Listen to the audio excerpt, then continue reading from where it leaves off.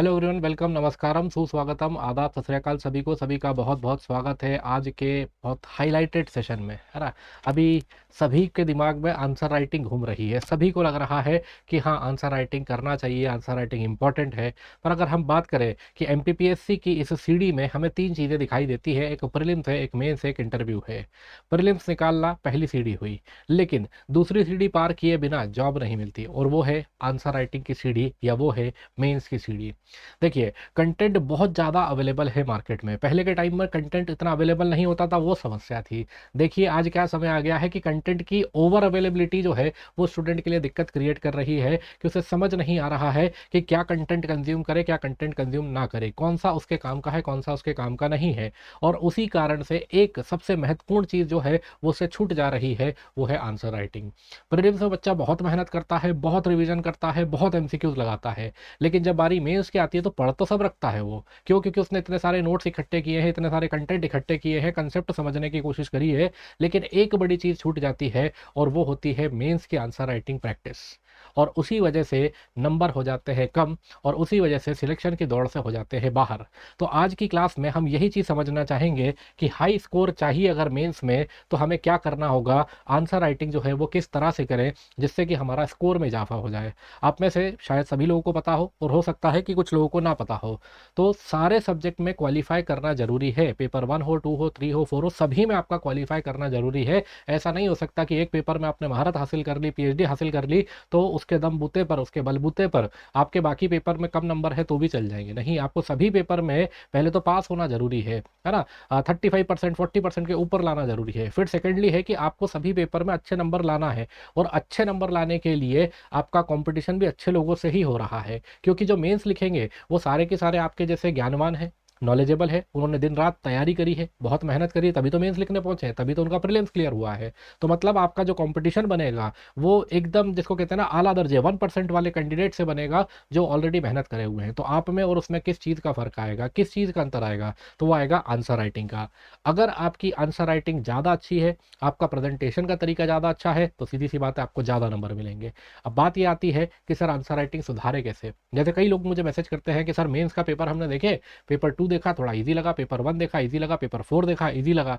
लेकिन वो देखने में इजी लगता है, जब उसे लिखने का ट्राई करेंगे तब आपको समझ में आएगा कि ये पेपर इतना आसान नहीं था। कोई भी मेंस का पेपर आप उठा के देख लीजिए, पेपर 1, 2, 3, 4, जितने भी पेपर आप उठा के देखेंगे, पेपर आसान नहीं आ रहे हैं। वो देखने में आसान लगते हैं, वर्बली आंसर बोलना आसान लगता है, लेकिन उसे शब्द सीमा में बांधना, उसे समय सीमा में बांधना, सही पॉइंट लिखना, सही तरीके से फ्रेमिंग करना, सही तरीके से प्रेजेंटेशन करना, ये टेढ़ी खीर होती है। और यही चीज़ सीखना बहुत ज़्यादा ज़रूरी है। तो अगर आप एमपीपीएससी की तैयारी कर रहे हैं और आप सिलेक्शन पाना चाहते हैं या मनपसंद पोस्ट पाना चाहते हैं, तो उसके लिए मेंस आंसर राइटिंग को सीखना और उसमें महारत हासिल करना बहुत ज़्यादा ज़रूरी है। तो आइए कहानी की शुरुआत करते हैं, मेंस आंसर राइटिंग को समझने की शुरुआत करते हैं। अब देखिए, मेंस आंसर राइटिंग के जो है उसको आप तीन पिलर में डिवाइड कर सकते हैं। जो ये मेंस आंसर राइटिंग आपको करनी है, इसके आपको तीन पिलर बनाने होंगे, और इन तीनों पिलर पर ही अपनी इमारत बनानी होगी। और वो तीन पिलर क्या है, अगर मैं उसकी बात करूं, तो उसमें आपको तीन पिलर में क्या क्या चीज़ें दिखाई देंगी, एक बार इसको मैं आपको बना के दिखा देता हूं थोड़ा।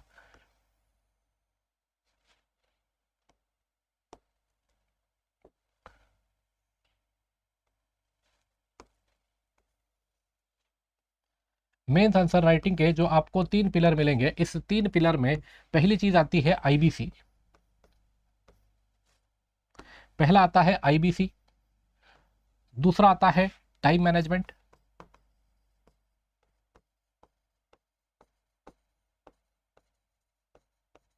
और तीसरा आता है विजुअल प्रेजेंटेशन।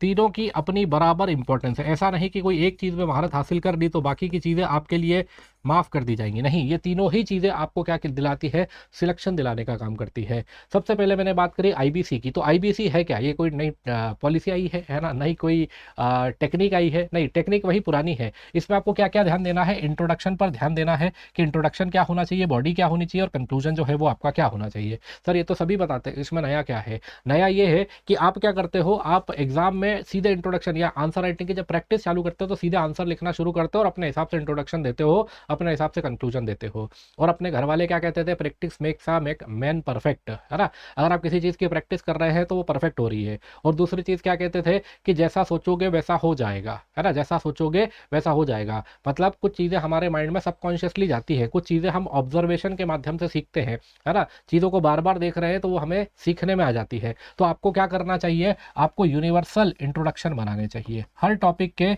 यूनिवर्सल इंट्रोडक्शन बनाने चाहिए। 3 लाइन का इंट्रोडक्शन जो है वो आप बनाइए। तो ये क्या होगा, जब बार बार आप लिखेंगे या बार बार इनको यूनिवर्सल इंट्रोडक्शन को याद करेंगे तो आपके दिमाग में फ्रेमिंग शुरू हो जाएगी, दिमाग की एक कसरत हो जाएगी, जिससे उसे समझ में आ जाएगा इंट्रोडक्शन लिखना है तो क्या चाहिए, इसमें मेन कीवर्ड्स क्या होने चाहिए, मेन की पॉइंट्स क्या होने चाहिए। और वो एक बार समझ में आया तो एग्जाम में कैसा भी क्वेश्चन आए आपका इंट्रोडक्शन जबरदस्त जाएगा। क्यों जबरदस्त जाएगा, क्योंकि आपको कीवर्ड्स का खेल समझ में आ गया है। दूसरा, ऐसे ही आपको क्या करना है, यूनिवर्सल कंक्लूजन जो है वो तैयार करने हैं। अब यूनिवर्सल इंट्रोडक्शन और यूनिवर्सल कंक्लूजन अगर हमने तैयार कर लिए तो मान लो 6 से 8 लाइन तो हमारी तैयार हो गई, करीबन 3 लाइन का इंट्रोडक्शन, 3 से 4 लाइन का, 3 से 4 लाइन का कंक्लूजन। अब बात आती है मेन बॉडी की। तो मेन बॉडी को अधिकतर हमें कोशिश क्या करनी है कि हमें इसे पॉइंटर फॉर्मेट में रखना है। किस फॉर्मेट में रखना है, पॉइंटर फॉर्मेट में रखना है। या फिर हमें क्या करना है, पॉइंटर फॉर्मेट अगर हम नहीं रख पाते किसी क्वेश्चन में तो इसे सब हेडिंग में जरूर तोड़ना है। अगर हमने इसे सब हेडिंग में नहीं तोड़ा तो हमारे नंबर जरूर कटेंगे। तो इसीलिए या तो सब हेडिंग में तोड़िएगा या फिर उसको पॉइंटर फॉर्मेट रखिएगा। तो इससे आपका आंसर ज़्यादा विजुअली अच्छा दिखेगा और प्रेजेंटेशन अच्छा दिखेगा। और सबसे बड़ी चीज़, समय सीमा में बंध जाएगा। क्यों समय सीमा में बंध जाएगा, क्योंकि आप टू द पॉइंट जो है वो चीज़ें लिख रहे हैं तो पहले वर्ड्स ज़्यादा लिखने पड़ते थे, अब शब्द कम इस्तेमाल करने पड़ रहे हैं। तो कम शब्द में आपका आंसर ज़्यादा सटीक और ज़्यादा अच्छा लगेगा। तो इसीलिए इंट्रोडक्शन, मेन बॉडी और कंक्लूजन पर विशेष तौर पर ध्यान देना है।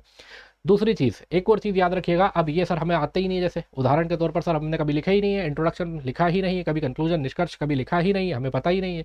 हमें पता ही नहीं है वे फॉरवर्ड में और कंक्लूजन में क्या अंतर होता है। तो इसके लिए क्या करें, इसके लिए टेलीग्राम ग्रुप आपको बताया है, टेलीग्राम ग्रुप ज्वाइन करिए। टेलीग्राम ग्रुप पर मैं यूनिवर्सल इंट्रोडक्शन कंक्लूजन टॉपिक्स के देता रहता हूँ। जैसे पॉलिटी के दे दिए, कभी एथिक्स के दे दिए, कभी हिस्ट्री के दे दिए, कभी इकोनॉमी के दे दिए। तो इस तरीके से इंट्रोडक्शन कंक्लूजन में दे रहा हूँ। अभी जैसे मान लीजिए एमपीपीएससी मेंस के पेपर चल रहे हैं तो पेपर 2, पेपर 3, पेपर 4 तीनों के मैंने पेपर सॉल्व करके टेलीग्राम ग्रुप पर डाल रखे हैं। आप वहां से देखेंगे तो आपको समझ में आएगा कि हाँ सर इंट्रोडक्शन बोल रहे हैं तो कैसे होता है इंट्रोडक्शन, कंक्लूजन कैसे होता है। तो वहां से आपको एक आइडिया लग जाएगा। हर पेपर में 4 से 5 क्वेश्चन तो आ ही रहे, 5 क्वेश्चन मेंस के आ रहे हैं। तो 5 5 5 15 क्वेश्चन, 20 क्वेश्चन में जब आप इंट्रोडक्शन लिख लेंगे अपनी कॉपी में तो आपको समझ में आने लग जाएगा कि इंट्रोडक्शन कैसे लिखते हैं। और फिर जाकर आप लिखने का ट्राई करिएगा। सेम कंक्लूजन के लिए भी ऐसे ही करिए कि वो आंसर को पढ़िए, उसका इंट्रोडक्शन देखिए, उसका कंक्लूजन देखिए, आपको समझ में आएगा। और जब अलग अलग तरह के क्वेश्चन और उनकी अलग अलग तरह की डिमांड को लेकर आपको समझ में आया कि कैसे इंट्रोडक्शन लिखे जा रहे हैं, कैसे कंक्लूजन लिखे जा रहे हैं, तो आपको ऑटोमेटिकली सुधार आने लग जाएगा। और फिर जब आप लिखेंगे, आप चाहे तो मेरे साथ साझा भी कर सकते हैं,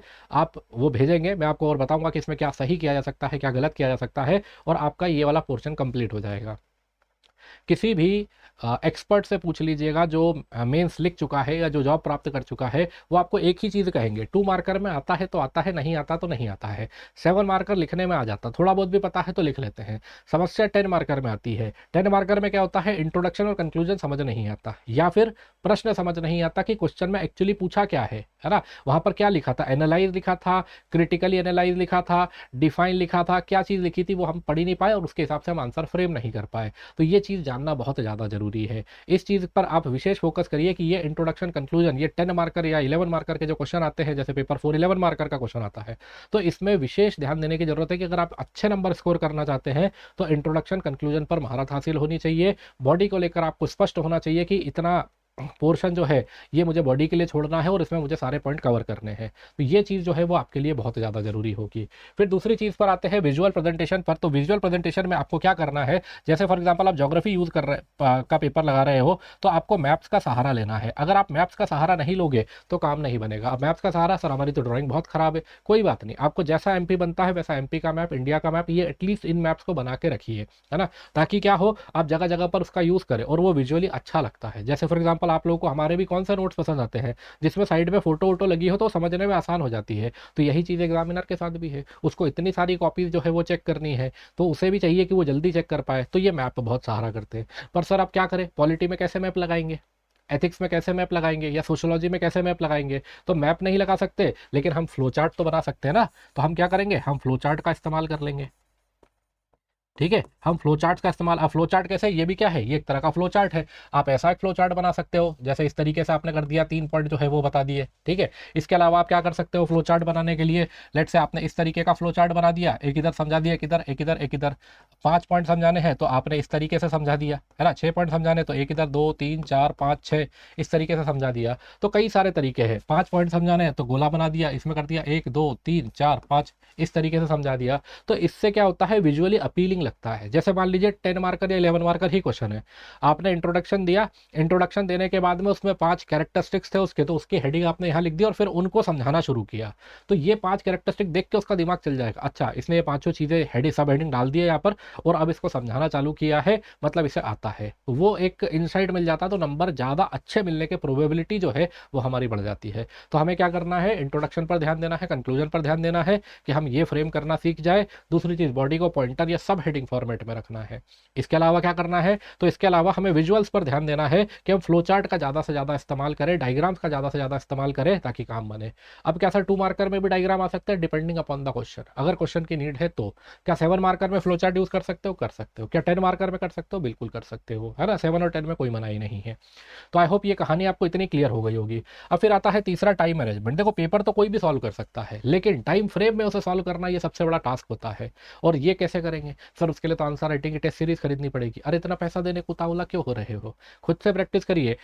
घड़ी पहनिए, टाइमर लगाइए और उसमें लिखने की शुरुआत करिए। आपको पता है कि भाई 2 मार्कर लिखना है, 7 मार्कर लिखना है, 10 मार्कर लिखना है। आपने पहली बार भी शुरू किया है तो 2 मार्कर लिखने में ज़्यादा से ज़्यादा 2 मिनट लगेंगे, 7 मार्कर लिखने में ज़्यादा से ज़्यादा 5 मिनट लगेंगे, और 10 मार्कर लिखने में ज़्यादा से ज़्यादा 10 से 12 मिनट लगेंगे। तो ये टाइम लेके चलिए, फिर धीरे धीरे से कम करने की शुरुआत करिए कि ये कम हो जाए। जैसे जैसे कम होता चला जाएगा वैसे वैसे आपकी सुधरती चली जाएगी आंसर राइटिंग जो है, और आप ज़्यादा अच्छा करने लग जाएंगे। तो एक बना लो, ज़्यादा लग रहा है 2 मार्कर के लिए 2 मिनट लो, 7 मार्कर के लिए तुम 10 मिनट ले लो, 10 मार्कर के लिए तुम 15 मिनट ले लो, बट उसे कम करने की फिर कोशिश करो। और वो कम कब होगा, जब सोचने में ज़्यादा समय वेस्ट नहीं होगा, जब हमें आंसर पता होगा। और आंसर कैसे पता होगा कि भाई इंट्रोडक्शन कंक्लूजन इसको बनाने में समय लगता है, या 7 मार्कर में इंट्रोडक्शन कंक्लूजन बनाने में समय लगता है, बस वो समय बच जाएगा। जब वो समय बचने लग गया तो तुम्हारा समय भी कम होने लग जाएगा। किसी भी टॉपिक को पढ़ो, उसमें रिवर्स इंजीनियरिंग करो। अब रिवर्स इंजीनियरिंग क्या होता है सर, तो रिवर्स इंजीनियरिंग मतलब कि खुद ही सोचो कि इसमें से क्या क्या क्वेश्चन आ सकते हैं। सर ने, मैम ने जो क्लास में पढ़ाया है तो किस चीज पर इंपैक्ट किया। जैसे मैंने क्लास में खूब कहा था सीबीटी आएगा, सीबीटी आएगा, सीबीटी आएगा।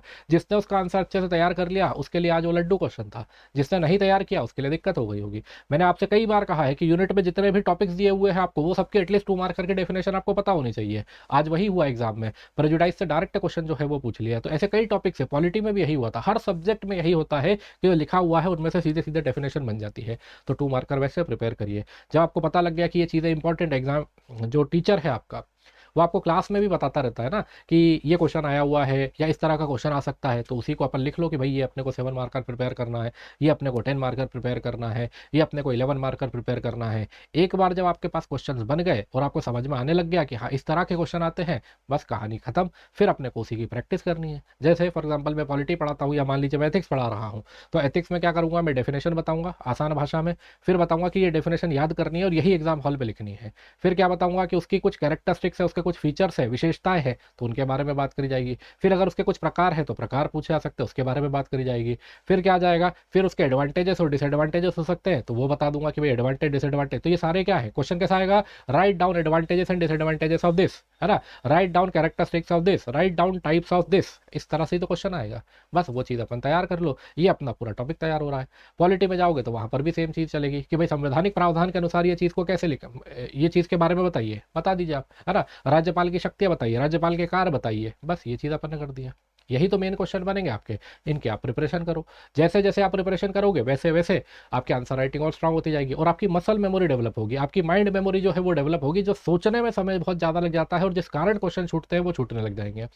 और एक बात हमेशा याद रखना, अगर आप सोच रहे हो कि प्रीलिम्स के बाद में मैं आंसर राइटिंग की प्रैक्टिस चालू करूंगा, तो मतलब तुम रेस से पहले ही बाहर हो चुके हो। अभी से आंसर राइटिंग की प्रैक्टिस चालू करिए, वो आपको फल देगा, ना कि आप सोचे प्रीलिम्स के बाद में आंसर राइटिंग करेंगे। और रिवीजन करते रहिए। एक स्टूडेंट का सबसे बड़ा हथियार है रिवीजन। अगर आपने रिवीजन छोड़ा, दैट मीन्स कि आपने तैयारी से बाहर हो चुके हो, रेस से ही बाहर हो चुके हो, आप मतलब बिना हथियार के जंग के मैदान में खड़े हुए हो, है ना। कटना पक्का है। तो इससे अच्छा है कि अपना जो हथियार है उसकी धार करते रहिए, रिवीजन करते रहिए, आंसर राइटिंग करते रहिए, ये दोनों बहुत ज़्यादा ज़रूरी है। अब कुछ ऐसे स्टूडेंट हैं जो फर्स्ट टाइम ही तैयारी कर रहे हैं, जिन्हें बहुत ज़्यादा नॉलेज नहीं है कि कैसे आंसर राइटिंग करें, अभी तो टॉपिक ही नहीं पढ़ा है, अभी तो हमें टॉपिक के बारे में ही एबीसीडी नहीं पता है, तो उसके रेलेवेंस के बारे में क्या समझे कि इसमें क्या इंपॉर्टेंट है। तो आपको एक मेंटोर की ज़रूरत है, आपको एक गाइड की ज़रूरत है, जो आपको ये चीज़ मेक श्योर कराए कि भाई इसी तरीके से आएंगी चीज़ें, आपके ये क्वेश्चन आए हुए हैं, ये क्वेश्चन आ सकते हैं, यूनिवर्सल इंट्रोडक्शन ऐसे लिखे जाते हैं, यूनिवर्सल कंक्लूजन ऐसे लिखे जाते हैं। जब आपको एक बार ये चीज़ें समझ में आने लग गई, आपको कंसेप्ट क्लैरिटी होने लग गई, तो आप भी उन्हीं लोगों में शुमार हो जाएंगे जो एग्ज़ाम निकालने के बहुत करीब हैं। तो अगर आप भी वो सब चाहते हैं तो उसके लिए आपको बैच ज्वाइन करने की ज़रूरत है। उसका फ़ायदा ये है कि आपको अपडेटेड कंटेंट मिलता है, फ़िल्टर्ड कंटेंट मिलता है, और सबसे बड़ी चीज़ हमेशा याद रखना, गाइडेंस। आप सोचो, आपने पूरा बचपना निकाल दिया, अगर माता पिता का गाइडेंस नहीं होता, हमारे पेरेंट्स का गाइडेंस नहीं होता, तो हम क्या बन गए होते, ज़िंदगी कैसी होती। तो ज़िंदगी के हर मोड़ पर हमें किसी ना किसी तरह की गाइडेंस की ज़रूरत रहती है। तो ऐसे ही इस एग्ज़ाम की तैयारी में भी हमें गाइडेंस की ज़रूरत होती है। एक मेंटर हो जो हमें बताए कि सही क्या है, गलत क्या है। हम समय वेस्ट तो नहीं कर रहे, हम किसी सब्जेक्ट से दिल लगा के तो नहीं बैठे, ऐसा तो नहीं किसी सब्जेक्ट को हम पढ़ ही नहीं रहे हैं, या ऐसा तो नहीं कि अब रिवीजन नहीं कर रहे हैं, सिर्फ क्लास में हैबियस कॉर्पस बनकर बैठे हुए हैं, सारा शरीर उपस्थित है, पढ़ाई नहीं कर रहे हैं। तो ये सब होता है जब वो आपको माहौल मिले, आप जब क्लास में जाएँ, आपको अगर कोई चीज़ नहीं समझ में आ रही तो तुरंत पूछ सके, ताकि वो डाउट तुरंत क्लियर हो जाए, क्योंकि बाद में तो वो डाउट गायब हो जाता है, फिर हमें याद ही नहीं आता, फिर सीधे एग्जाम हॉल में याद आता है। इसीलिए क्या करो, एक मेंटर के तहत पढ़ो, एक गाइडेंस के तहत पढ़ो। उससे आपका समय भी बचेगा, कंटेंट आपके पास में अपडेटेड फिल्टर्ड रहेगा, और आपका पर्सनालिटी डेवलपमेंट भी होता रहेगा, जो इंटरव्यू के लिए बहुत ज़्यादा ज़रूरी है, या मैं ये कहूँ सिविल सर्वेंट बनने के बाद में बहुत ज़्यादा जरूरी रहेगा कि आपकी पर्सनैलिटी वैसी दिखे कि हाँ कोई सिविल सर्वेंट आया है। तो इन सब के लिए आप ज्वाइन कर सकते हैं कोई भी संस्थान जो आपको लगती है। अगर आपको लगता है कि मैं अच्छी बातें कर रहा हूँ, मैं आपकी काम की बातें कर रहा हूँ, बाकी मुझे पढ़ाते आता है, बाकी टीचर्स को पढ़ाते आता है, तो आप स्टडी IQ ज्वाइन करिए। बाकी नहीं तो आपको जहाँ ज्वाइन करना है वहाँ करिए, लेकिन किसी की गाइडेंस में पढ़िए। क्या सेल्फ स्टडी नहीं हो सकती? बिल्कुल हो सकती है। मैं ये नहीं कहता कि सेल्फ स्टडी नहीं हो सकती, लेकिन लंबा रास्ता है। अगर मैं आपसे कहूँ कि आपको 50 किलोमीटर जाना है, तो क्या पैदल नहीं जा सकते? बिल्कुल जा सकते हैं, लेकिन गाड़ी से जाएंगे तो जल्दी पहुंच जाएंगे। बस ये वाली चीज़ है, सुविधा थोड़ी ज़्यादा है। तो ऐसा नहीं है कि नहीं करी जा सकती तैयारी सेल्फ स्टडी से, लेकिन प्रोसेस लंबा होगा, क्योंकि आपके पास ना अनुभव है, ना आपके पास में गाइडेंस है। तो इससे अच्छा है कि अनुभव और गाइडेंस दोनों के साथ में चलिए, तो मंजिल जो है वो पास भी रहेगी और सफ़र जो है आसान भी रहेगा। अब इसके बारे में अगर मैं बात करूं, तो इसके लिए हमारे पास में ये 4 बैचेस चल रहे हैं अभी, जिसमें आपको दिखाई देता है, पहला है सृजन बैच, जो कि एक इंग्लिश मीडियम बैच आपको दिखाई देता है। अगर आप इंग्लिश मीडियम के स्टूडेंट हैं तो ये बैच को ज्वाइन कर लीजिएगा, कर ही लीजिएगा। क्यों कर लीजिएगा? क्योंकि ये बैच परसों से स्टार्ट हो रहा है, और इसमें मैं एथिक्स स्टार्ट कर रहा हूँ, एथिक्स के साथ में इकोनॉमी स्टार्ट हो रही है, ज्योग्राफी स्टार्ट हो रही है। तो आपकी तैयारी बहुत अच्छी हो जाएगी, है ना। एथिक्स आपको मेंस के लिए प्रिपेयर कर देगा, और इकोनॉमी, ज्योग्राफी, प्रीलिम्स और मेंस दोनों के लिए प्रिपेयर हो जाएगी। तो आपके 3 सब्जेक्ट प्रिपेयर होना स्टार्ट हो जाएंगे, और आपके लिए चीज़ें कंपैरेटिवली बहुत ईजी हो जाएंगी। और अभी ऑफर भी इतना बढ़िया चल रहा है कि आपको 79% ऑफ मिल रहा है। तो इससे बढ़िया सोने पर सुहागे वाली बात हो गई कि हमने शुरुआत करना चाहिए और उसी टाइम पर हमें ऑफर मिल गया। मात्र 21% की फीस देकर आप इस ऑफर को अवेल कर सकते हैं और अपने सिलेक्शन के एक कदम पास पहुंच सकते हैं। पर सर हम तो हिंदी मीडियम है, तो हिंदी मीडियम वाले अबुद्ध बैच को ज्वाइन करेंगे। ये अबुद्ध batch purely Hindi medium teachers आपको दिखाई देते हैं, जो कि आपको प्योरली हिंदी में सारे शब्दावली कीवर्ड्स के साथ में पढ़ाएंगे। फिर आपको बाइलिंगुअल बैच पढ़ना है कि नहीं सर हमें तो कभी इंग्लिश कभी हिंदी वाला मैटर है ना, या हम 2 लोग पढ़ रहे हैं, तो उसके लिए आप क्या कर सकते हैं, आरंभ बैच जो है वो ज्वाइन कर सकते हैं। ये बैच बाइलिंगुअल चलेगा, इंग्लिश प्लस हिंदी चलेगा, है ना। तो आप जो बैच लेना चाहे वो बैच ले सकते हैं। बस 2 चीज़ों का ध्यान रखेंगे। पहली चीज़ ये 15 अगस्त के पहले लेंगे ताकि सस्ता पड़े, और दूसरी चीज़ ये कि देख के लेंगे कि आपको किस मोड में जाना है, क्योंकि कीवर्ड्स का बहुत इंपॉर्टेंट योगदान होता है आपके मेंस के आंसर राइटिंग में। तो जिस तरह की आपको शब्दावली चाहिए उस मीडियम को ही लीजिएगा। अगर आप चाहते हैं कि इंग्लिश कीवर्ड्स आपके अच्छे हो जाए तो English medium low, Hindi keywords हो जाए तो हिंदी मीडियम वाला बैच लो। आप बाइलिंगुअल लेना चाहते हो, 2 लोग हो, तो आप फिर बाइलिंगुअल ले सकते हो। बस ये याद रखना कि 15 अगस्त तक ही सेल है, 15 अगस्त को ये ऑफर समाप्त हो जाएगा। अब इसके बाद बात करें कि सर सब कुछ सेम है क्या? नहीं, देखो अंतर क्या है। अंतर आ जाता है, 2 बैच है, 2 मोड है हमारे यहाँ, गोल्ड और प्लेटिनम है। सारे बैचेस में ये दोनों चीज़ें मिलेंगी। प्लेटिनम में आपको एक्स्ट्रा चीज़ें मिल रही है। एक्स्ट्रा चीज़ें क्या मिल रही है? पहले तो कि एनसीईआरटी का कोर्स मिल रहा है एक्स्ट्रा, प्लस इसके साथ 5000 MCQs मिल रहे हैं, प्लस इसके साथ में 20 बुक का सेट घर पर पहुंच रहा है, ग्रुप मेंटरशिप है, 2 मंथ का प्रीलिम्स बैच मिल रहा है, 4 मंथ का आंसर राइटिंग बैच मिल रहा है, प्रीलिम्स का अलग से क्रैश कोर्स मिल रहा है, और ये पूरा कोर्स रिकॉर्डेड फॉर्मेट में मिल रहा है। मतलब लाइव तो आप पढ़ोगे ही पढ़ोगे, लेकिन आपको है कि नहीं यार मुझे तो पहले MP पढ़ना था, तो MP का रिकॉर्डेड कोर्स आपको मिल रहा है, ताकि आपका जो आपको पहले पढ़ना है वो आप पढ़ सको। लाइव तो चल ही रहा है, और हर क्लास की PDF आपके पास में आएगी, और क्रक्स बिल्कुल ऐसे आएंगे जैसे आपको लगेगा टू द पॉइंट, बस यही तो चाहिए था। और नहीं भरोसा हो तो टेलीग्राम ग्रुप ज्वाइन करके देख लेना, कई बार सैंपल के रूप में हमने डाली हुई है क्लियर। तो ये सारी चीज़ें, अभी क्या फ़ायदा है, अभी वैलिडिटी डबल मिल रही है, तो इस डबल वैलिडिटी का ज़रूर फ़ायदा उठाना। और सबसे बड़ी चीज़, अगर आपका प्रीलिम्स भी क्वालिफाई हो रहा है तो आपकी ये 21% जो फीस ली है ना, वो भी रिफंड कर दी जाएगी। आप फ्री में पढ़ो, मेंस इंटरव्यू फ्री में पढ़ो, सारी चीज़ें फ्री में करो, आपका हो गया सिलेक्शन, किसी और को आपको कोड देना है वो भी दे दो, है ना, सब कुछ फ्री में हो जाएगा। बस उसके लिए आपको करना क्या पड़ेगा, प्रीलिम्स निकालना पड़ेगा। सर ऐसा क्यों, ऐसा इस वजह से ताकि आप मेहनत करें, आपको एक जो टारगेट दिया गया है कि अगर आप प्रीलिम्स निकाल लेते हैं तो आपकी फीस रिटर्न हो जाएगी। तो जम के मेहनत करिए, टीचर्स भी आपके साथ जम के मेहनत करेंगे, आप भी मेहनत करिए और अपने सपने को साकार करिए, अपने पेरेंट्स के सपने को साकार करिए। जिस चीज़ के लिए वो बहुत टाइम से सोच रहे हैं वो चीज़ सही करके दिखाइए। अब अगर बात करें इसी में, तो आपको किस किस के लिए बैच कितने कितने का पड़ेगा, तो अगर आप शुरुआत के 100 स्टूडेंट में आते हैं तो ये बैच गोल्ड वाला आपको 8,999 में और प्लेटिनम वाला 14,999 में पड़ जाएगा। लेकिन अगर आप 100 स्टूडेंट के बाद में आए तो ये बैच की प्राइस थोड़ी सी बढ़ जाएगी, 8,999 से 9,499 तक पहुंच जाएगा, और प्लेटिनम वाला 14,999 से 15,999 हो जाएगा। फिर आप और लेट हो गए तो जितना लेट हो गए, मतलब कहते हैं ना, जो जागत है वो पावत है, जो सबसे पहले आए फर्स्ट कम फर्स्ट सर्व, वो वाली नीति जो है वो यहाँ पर चल रही है। तो मैं आपसे कहूँगा टॉप 100 में ही आइए और इस बैच को टाइमली अवेल कर लीजिए। अब सर कोई कोड वोड भी लगाना है, जी हाँ साहब लगाना है। कोड क्या लगाएंगे, आपके सामने फ्लैश हो रहा है AST लाइव कोड, वो कोड आपको लगाना है। मैं यहाँ लिख भी देता हूँ, ये आपको दिख भी जाएगा, AST लाइव ये मेरा कोड है, ठीक है। ये कोड लगाना है और आपको ज्वाइन कर लेना है इस बैच को। अपन इस बैच में मिलेंगे और करेंगे तैयारी को ज़बरदस्त मजबूत। अब इसके अलावा बात करें तो जो आपको मैं बता रहा था ना, प्लेटिनम में एक्स्ट्रा चीज़ें मिलती, तो क्या क्या चीज़ें मिलती है, आपको मेंस का आंसर राइटिंग बैच मिलेगा, आपको प्रीलिम्स का बैच मिलेगा, ऐसा है ना, आपको टेस्ट सीरीज मिलेगी, मेंस की प्रीलिम्स की टेस्ट सीरीज मिलेगी, MCQ कोर्स मिलेगा, मेंटरशिप बैच मिलेगा, NCERT बैच मिलेगा। ये सारी चीज़ें प्लेटिनम में मिल जाएंगी। सोचो कितनी सारी चीज़ें आपको मिल रही है, आपको 1 रुपया भी कहीं इधर से उधर नहीं लगाना पड़ेगा। आपने एक बार 14,999 दिए, उसके बाद में आपका सब कुछ इसी में कवर हो जाएगा। तो अभी तक बैच ज्वाइन नहीं किया है तो बैच ज्वाइन करिएगा, जल्द ही हम मिल रहे हैं। किसी तरह की आपको दिक्कत आती है तो आप इस नंबर पर कॉल कर सकते हैं 9289996921 पर। अब सर बुक्स कैसी आती है, बुक्स इस तरह की बुक्स आएंगी, हार्ड कॉपी है, आप कहीं भी ऑल ओवर इंडिया कहीं पर भी रहते हो आपके घर पर डिलीवर कराई जाएंगी। आप हिंदी मीडियम के तो बुक्स हिंदी में आएंगी, आप इंग्लिश मीडियम के तो बुक्स इंग्लिश में आएंगी, है ना। तो ये सारी चीज़ें, जैसे आपदा प्रबंधन की बुक आपको दिखाई दे रही है, उद्यमिता की दिखाई दे रही है, नीति शास्त्र दिखाई दे रही है, समाजशास्त्र, प्री हो मेन्स हो, सबकी बुक्स आपको इसमें दिखाई दे रही हैं। किसी भी तरह दिक्कत के लिए आप इस नंबर पर कॉल कर सकते हैं 9289996921 पर, जहां हमारी टीम आपके सारे सवालों का जवाब देगी। और आप बिल्कुल उन्हें बेफिक्र होकर बताइए कि अंशुल सर के स्टूडेंट है, ये वाला बैच लेना है, इसमें ये दिक्कत आ रही है, प्लीज़ सॉल्व कर दीजिए।